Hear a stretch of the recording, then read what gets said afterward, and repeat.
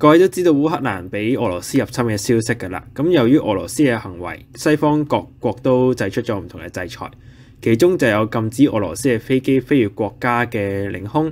咁另外亦都有人提出喺烏克蘭實施禁飛區，就唔俾飛機飛過。所以今日咧就係介紹一下禁飛區啦。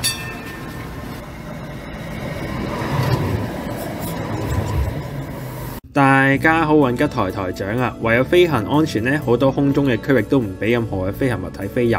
除咗飛機同埋直升機之外咧，亦都有其他嘢都唔俾飛入去嘅，包括係無人機啦、熱氣球咁樣。咁部分嘅遙控飛機同埋氣球都唔可以入去嘅。咁禁飛亦都唔一定係24小時性嘅，有啲禁飛就係限夜間唔可以飛行咧，但係日頭又可以喎。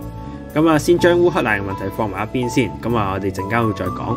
首先就係點解要設立禁飛區呢？一個國家設置禁飛區嘅主要原因咧，就係為咗國防。咁為咗避免俾外國攻擊咧，咁重要嘅設施附近都會劃為禁飛區，包括係軍事基地啦，同埋政府嘅機構，以免咧就有人用飛機或者無人機去攻擊嗰啲地方。尤其是無人機咧，可以用遙控飛入去啊，咁啊再投放炸彈啦，或者自毀式嘅襲擊。所以其實咧係連小型嘅無人機都係被禁止嘅。咁紙飛機就唔知啦，不過曾經有人咧係用個紙飛機做炸彈嘅。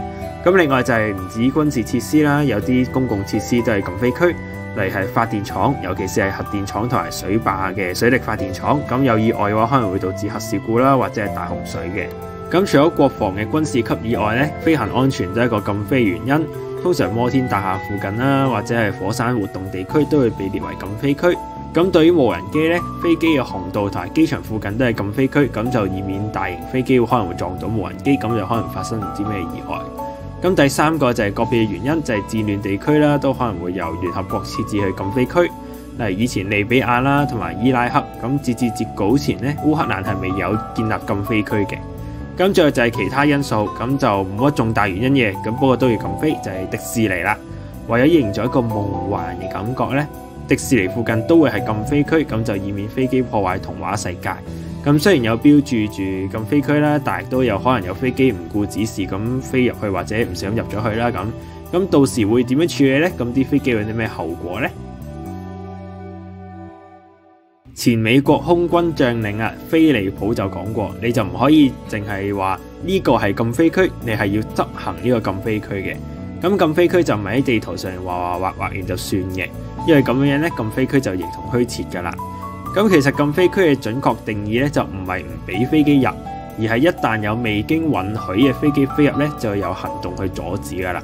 首先就會用通訊系統就要求架飛機飛走啦，即係驅逐，跟住先係會進行迫降啦，有必要嘅時候甚至可能會成架機被擊落。而執行者咧就係設立禁飛區嘅組織啦。咁執行者就可能會用飛機去阻止啦，所以亦都唔係所有飛機都唔可以進入禁飛區嘅。甚至有時候個禁飛區嘅執行者咧係會用飛機嚟巡邏嘅。咁喺度再補多句啊，由於執行者其實係可能要攻擊到其他飛機啦，咁所以禁飛區嘅設立咧都要有考慮過嘅。咁所以點解北約咧冇設置呢個烏克蘭嘅禁飛區？咁就以免北約咧就要投放啲戰機落去。咁如果俄羅斯照飛入嚟咧，咁就可能同俄羅斯有正面衝突，咁就可能就發生戰爭。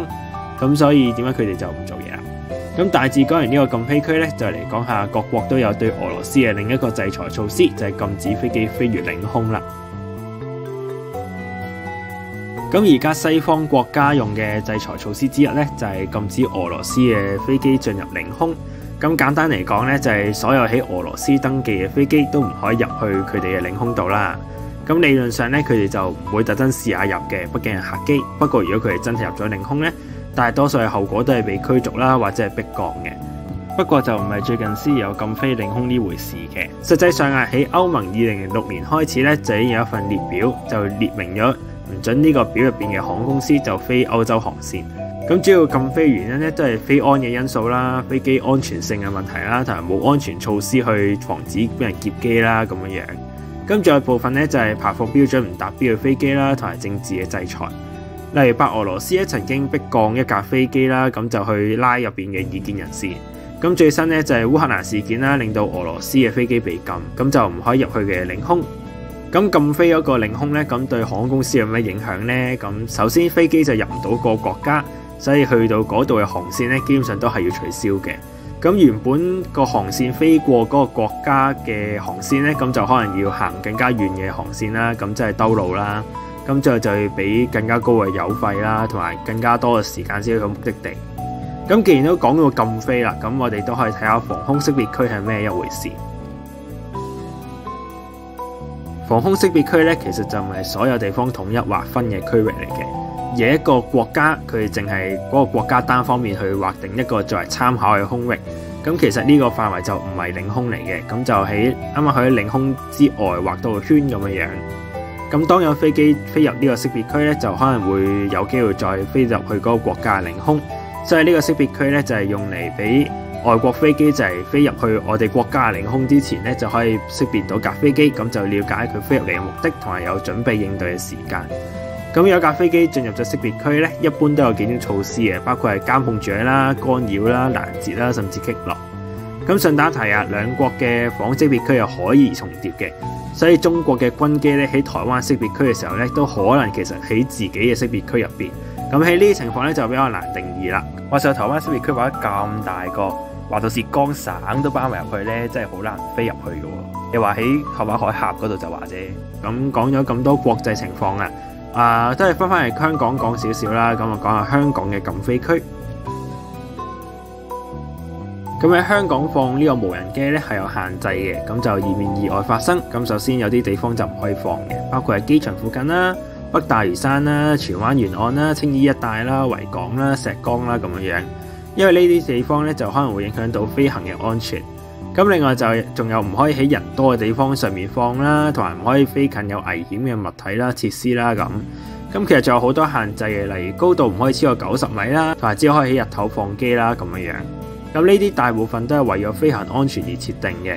咁而講起嚟，點解我要無啦啦提呢啲呢？咁除咗因為有人話要用無人機去運物資都算啦。咁啊有某間電視台啊，甚至同時犯咗唔可以喺荃灣沿岸高過90米，同埋喺多人地方放機呢3樣一齊犯晒。咁我諗各位都要去讚下佢哋，為咗質素寧願犯法都要做啦。咁最後咧就翻去禁飛區啦，我哋就嚟睇下實際啲嘅例子。咁首先咧，我就唔承認，因為片長唔夠咧，就夾硬講啲例子嘅。咁因為了解例子係好重要噶。第一個咧就係戰亂嘅原因啊。咁利比亞同埋伊拉克分別就喺2011年同埋1992年咧，就由聯合國設立呢個禁航區。咁另外就係美國喺911事件之後咧，就喺重要嘅軍事地方又設置咗禁航區，以免事件重演啊。咁仲有一啲地方就係火箭嘅升空基地啦，都係禁飛區嚟嘅。咁仲有少少嘅特別例子，例如2010年啊，冰島火山爆發咧，咁啲火山灰啊令到成個歐洲嘅航線幾乎停駛晒嘅。咁所以咧嗰時火山附近咧都被列為呢個禁飛區。最後就係2012年啊，朝鮮咧喺度玩火箭嘅時候咧，就將佢啲火箭嘅碎片墜落點咧，就劃為呢個禁飛區嘅。咁其實禁航區呢個題目咧都好難寫，咁啊，因為其實禁航係冇乜嘢好討論嘅，咁都冇乜嘢好解釋。咁要討論嘅都係點解要設立呢個禁飛區啦，應唔應該啦？不過其實都冇乜原因唔要設立噶啦。咁仲有話就係烏克蘭問題啦，要唔要設立禁飛區咁樣？咁既然係咁，點解我仲要咁急寫呢一集出嚟呢？咁其實就係為咗烏克蘭俾俄羅斯入侵嘅事件。咁就從而咧就睇下其中嘅禁飛區啦。咁點解北約唔設呢個禁飛區呢？咁經過查證之後先發現咧，其實 set 呢個禁飛區咧係要飛機巡查啦，仲要擊落佢啦咁所以咧北約咧先唔肯參加，咁就唔去設置呢樣嘢啦。咁就寧願俾俄羅斯嘅入侵，咁就唔保護呢個烏克蘭，咁就以免佢哋自己咧就有第3次世界大戰，咁所以就乜都唔做啦。咁講真啦，國際嘅政治真係好難評論嘅，咁我都唔方便去講外國乜嘢噶啦。咁唯一一句咧就係、拜登係真係廢嘅。咁最後咧就希望烏克蘭可以守護到自己嘅國土啦。咁願平安歸烏克蘭啦 ，Stand with Ukraine, pray for Ukraine。